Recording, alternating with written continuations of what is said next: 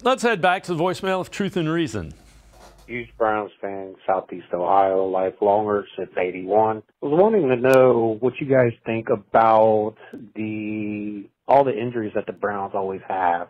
It's been like the last couple of years that they've had issues with injuries, and nobody's actually looking at like strength and conditioning coaches.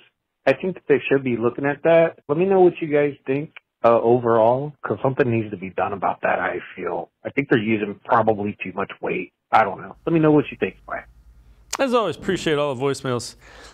Casey, a couple things. I do believe that they are trying to figure that out. They're probably doing a lot of looking at why, the type of injuries, and the type of training they're doing behind the scenes. The other thing is they've changed, since COVID, they've changed the rules of practice, and I think that probably affects it a little bit as well. I think what the caller's point out is Browns seem to have more injuries than any. It may be bad luck. It may be cyclical. Yeah, I think you should examine everything, but to put all the blame on one thing, I think, is not seeing the big picture.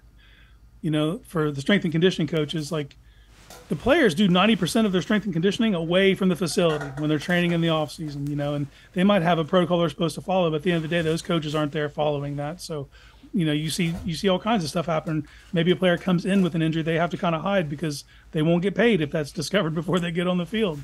And like you said, they've changed the way they practice, the way they go about their business, and you're seeing soft tissue injuries. And yeah, it feels like the Browns just have more injuries than other teams, but if you're a fan of another team, probably feels the same way.